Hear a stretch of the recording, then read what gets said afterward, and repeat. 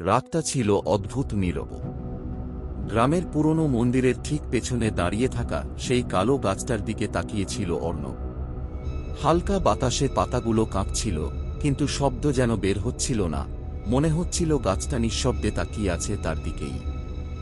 অর্ণবের শরীর জমে গিয়েছিল, কারণ সে স্পষ্ট বুঝতে পারছিল গাছের ছায়াটা ধীরে ধীরে তার পায়ের দিকে এগিয়ে আসছে, যেন মাটির ওপর দিয়ে কোনো জীবন্ত জিনিস হামাগুড়ি দিচ্ছে। এই ছিল তার জীবনের সবচেয়ে ভয়ঙ্কর মুহূর্ত। আর এখানেই যেন শুরু হয়েছিল সবকিছুর সমাপ্তি। প্রায় 1 ঘন্টা আগেও অর্ণব এমন পরিস্থিতিতে পড়বে সে ভাবতেই পারেনি। সে শহুরে ছেলে, কিন্তু দূর সম্পর্কের কাজিনের প্রয়োজনে তাকে এক রাতের জন্য এই গ্রামের ছোট্ট হোমস্টেতে থাকতে হয়েছিল। পুরো গ্রামটাই ঘুমে ডুবে যায় সন্ধ্যার পর। রাস্তা জনশূন্য, আর দূরে শুধু মন্দিরের ঘণ্টার শব্দ ভেসে আসে অলস টানা, যেন অদ্ভুত সতর্কবার্তা। অর্ণবের মনে হয়েছিল জায়গাটা যেন সময়ের বাইরে পড়ে আছে। চারদিকে এতটাই নীরবতা যে নিজের নিঃশ্বাসের শব্দ বড় মনে হচ্ছিল। হোমস্টের মালিক, বৃদ্ধা রূপসী, মারা যাওয়ার আগে জনে জনে একটাই কথা বলে গিয়েছিলেন, মন্দিরের পেছনের গাছটার ছায়া শরীরেই লাগতে দিও না। পুরোহিতও মানা করেছিলেন, গ্রামের মানুষ সবাই সেই কথা মানে। কিন্তু শহুরে অর্ণব এসবকে কুসংস্কার ভেবেছিল। তবু তার মনে হয়েছিল একটা জায়গাকে এতদিন ধরে সবাই এড়িয়ে চলে, তার নিশ্চয় কিছু কারণ আছে। এই ভাবনা মাথায় নিয়েই সে বাইরে বের হয়েছিল হালকা বাতাস নিতে। তখনও তার ধারণা ছিল না অন্ধকারের ভিতরে কি অপেক্ষা করছে। মন্দিরের দিকে যাওয়ার সময় অর্ণব প্রথমবার ছায়াটা লক্ষ্য করে। চাঁদের ক্ষীণ আলোয় মাটিতে পড়া গাছের ছায়াটা অন্য ছায়ার মতো স্থির নয়, ওটা যেন নড়ছে, সরে যাচ্ছে, আবার এক জায়গায় জড়ো হচ্ছে। অর্ণব থেমে দাঁড়িয়েছিল।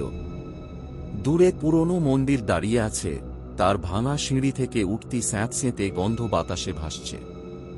মনে হচ্ছিল কয়েক দশক ধরে কেউ মন্দিরের ভেতরে ঢোকেনি। গাছের ছায়াটা ধীরে ধীরে সরতে সরতে মন্দিরের সিঁড়ির দিকে এগোচ্ছে। অর্ণব চোখ কুঁচকে ভালো করে দেখল। কোনো মানুষ নেই, কোনো বাতাস নেই, তবু ছায়া নিজে থেকেই নড়ছে। এই অস্বাভাবিক দৃশ্য দেখে অর্ণবের শরীর ঠান্ডা হয়ে গেল। তারপর মনে পড়ল হোমস্টের পুরনো ডায়েরিতে সে পড়েছিল একসময় এখানে এক পুরোহিত থাকতেন। তিনি নাকি বলেছিলেন এই গাছের ছায়াও যেন না পড়ে শরীরে। ছায়াটা নিজে নিজেই বড় হয়, ছোট হয়, কারো কাছে যায়। কথাটা পড়ে হাসি পেয়েছিল তার। কিন্তু এখন বিষয়টা মোটেও হাসির মনে হল না। অর্ণব আরেকটু এগিয়ে গেল। গাছটার কাছে পৌঁছতেই এক অদ্ভুত কাঁপুনি তাকে ঘিরে ধরল।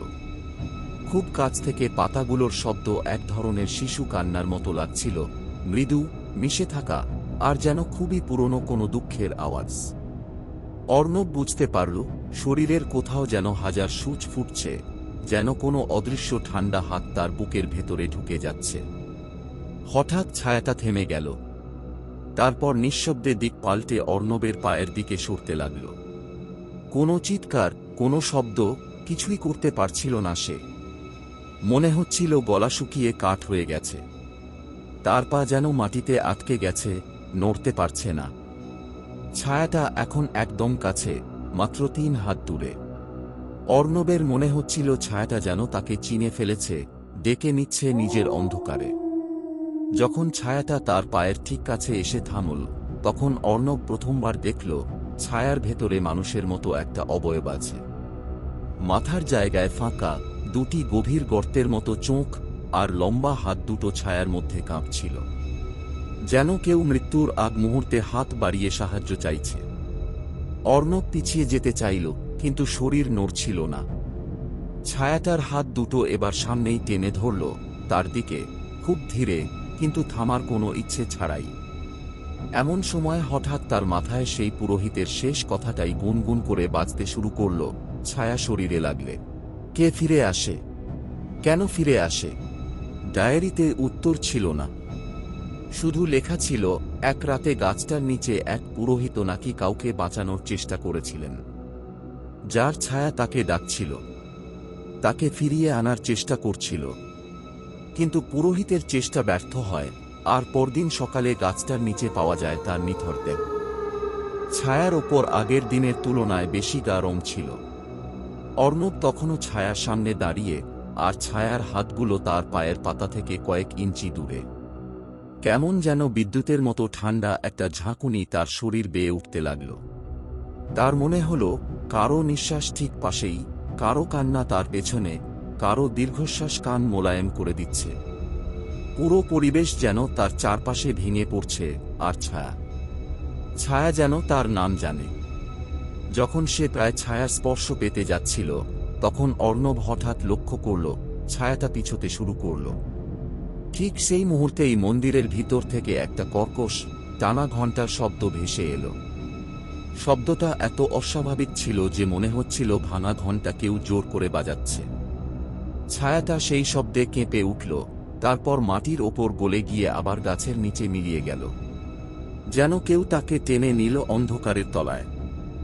অর্ণব হাঁপাতে হাঁপাতে দৌড়ে চলে গেল হোমস্টের দিকে। দরজা বন্ধ করে সে অনেকক্ষণ ভয়ে কাঁপছিল। মনে হচ্ছিল গলা শুকিয়ে গেছে, চোখ শুকিয়ে আগুন ধরেছে। রাতভর সে একটা শব্দও শুনতে পেল না, এমনকি বাতাসের শোঁ শোঁ আওয়াজও না, যেন চারপাশে অদ্ভুত কোনো শূন্যতা। ভোর হতেই সে গাছটার দিকে আবার তাকাল। ছায়াটা আগের মতোই স্বাভাবিক, কিন্তু তার চোখে পড়ল গাছের গোড়ায় একটা নতুন দাগ, মানুষের হাতের ফিঙ্গার মার্কের মতো, কালো আর শুকনো, যেন কেউ মাটির ভেতর থেকে বেরিয়ে এসে মাটিতে হাত রেখেছিল, তারপর আবার অদৃশ্য হয়ে গেছে। পরদিন সকালে গ্রাম থেকে দুজন লোক এসে দরজায় কড়া নাড়ল।